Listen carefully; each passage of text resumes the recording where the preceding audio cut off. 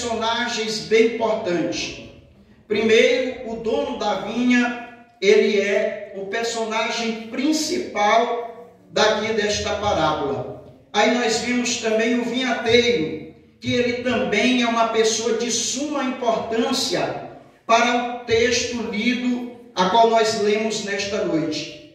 E, por último, a figueira, que apesar de a gente olhar de uma forma negativa, mas ela também tem, uma mensagem muito importante para passar para as nossas vidas. E muitas das vezes a gente começa a olhar e ver a parte negativa da figueira e a gente muitas das vezes ignora, mas ela é muito importante e ela tem uma mensagem de suma importância. É a mensagem importante para as nossas vidas. E quando nós olhamos, nós sabemos que a Bíblia, ela é literal, ela é alegórica, mas ela é também simbólica, e nós precisamos atentar a estes fatos para nós entendermos. E dentro de uma simbologia, dentro do contexto da palavra de Deus, nós observamos que o dono da vinha, ele vai simbolizar a Deus, o nosso Senhor, o nosso Criador. O vinhateiro, ele vai representar Jesus. É importante nós entendermos que ele aqui é o intercessor, aquele que intercede pela vinha, o dono da vinha, o criador da vinha, aquele que construiu a vinha. Ele quer destruir a figueira, ele quer lançar ela no fogo, por todo o direito que ele tem, porque ele estabeleceu princípios e projetos para aquela figueira e ela não obedeceu conforme a sua vontade. E por ele ser o dono daquela vinha, ser o dono daquela figueira, ele quer destruir, mas nós vemos que vem o intercessor, que é o vinhateiro, que representa Jesus. A terceira simbologia, talvez você não goste, eu já disse para você que o começo pode ser difícil, mas o final será bom. Aleluia! A figueira aqui somos nós, a princípio, quando nós lemos a palavra de Deus, como ela é direcionada para os judeus, para Israel. Primeiro ela representa Israel, a mensagem é focada para Israel, mas não deixa de ser compartilhada e também simbolizada nós que somos a igreja de Cristo, porque está escrito na palavra de Deus que ele veio para os seus, mas os seus o rejeitaram, e todos quanto o aceitaram, ele lhe deu o poder de serem feitos filhos de Deus. Então, a partir desse momento, a palavra de Deus, ela também é direcionada, ela é apontada, ela é para nós também. E como eu não estou falando lá em Israel, não estou pregando lá em Israel, estou pregando no Brasil e para a igreja brasileira de Cristo, então você hoje é a figueira, aleluia.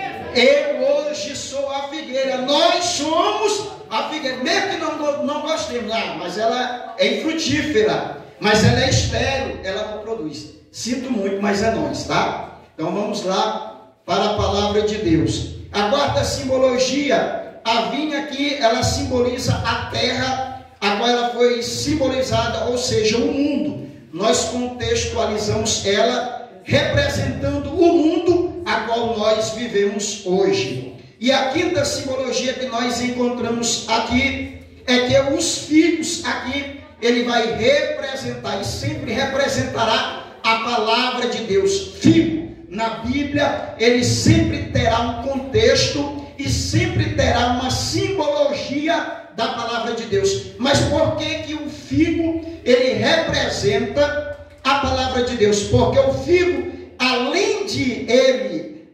ser um alimento muito importante para a época, ele também servia como cura, para poder curar as enfermidades. Lembra do rei Ezequias, quando ele teve uma enfermidade mortal, que Deus deu 15 anos de acréscimo de vida? Ele foi curado através de uma pasta de figo. O profeta foi instruído por Deus, pegou a pasta de figo e colocou sobre a enfermidade, e ele recebeu a cura. Por isso o figo, ele sempre representará a palavra de Deus. Agora deixa eu entrar aqui na mensagem que Deus tem para os nossos corações nesta noite. A primeira coisa importante, a primeira lição que nós temos que aprender aqui dentro desta parábola é que esta figueira aqui, como o centro da mensagem de Jesus, que Jesus ele mostra para Israel que esta parábola ela vai representar, aleluia, duas pessoas em um período bem importante para Israel. Esta parábola ela vai representar os 3 anos a qual o dono da vinha ele chega e diz: há 3 anos eu procuro figo aqui e não consigo encontrar figo. Estes 3 anos vai representar duas pessoas em um período da pregação da palavra de Deus. A primeira pessoa que vai representar o primeiro ano vai falar de João Batista, que pregou e eles não deram ouvido à mensagem, à pregação do Evangelho. Vai mostrar também a Jesus, que veio também como pregador do Evangelho, pregou a palavra de Deus. E o período é o período do ministério de Jesus, 3 anos e meio, Jesus pregando e anunciando o reino dos céus, mas mesmo assim, muitos não se converteram e não, aleluia, estiveram estabelecendo uma aliança com Cristo. E a primeira lição bem importante que eu quero trazer aos nossos corações é que quando Jesus ele aponta para esta figueira, ele vai dizer que o vinhateiro vem durante 3 anos consecutivos, 3 anos, um após o outro, procurar figo, dando a oportunidade para esta figueira, mas ela não consegue produzir figos, não consegue produzir frutos. A primeira lição que nós aprendemos é que ela descumpriu uma ordem divina, ela descumpriu uma ordem diretiva de Deus. E que ordem é essa? Dar frutos, ou der frutos.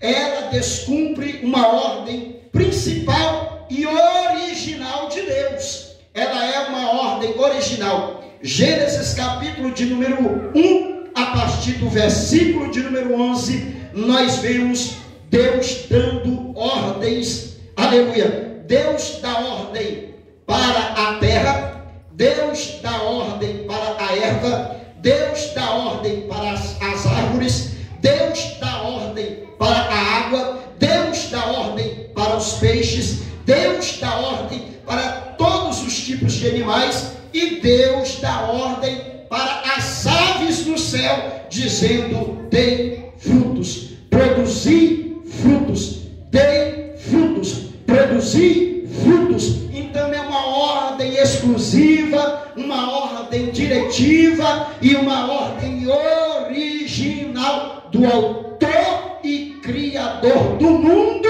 e de todas as coisas feitas no planeta. Então ela não obedece essa ordem, ela não acata esta ordem, ela não aceita esta ordem de Deus. Ou seja, é um ser, né? Mesmo que sendo um ser inanimado, que é uma árvore que produz fruto, é uma figueira, ela desobedece à ordem do seu Criador. O Criador está dizendo para ela: dê fruto, mas ela se nega a dar fruto para o seu Criador.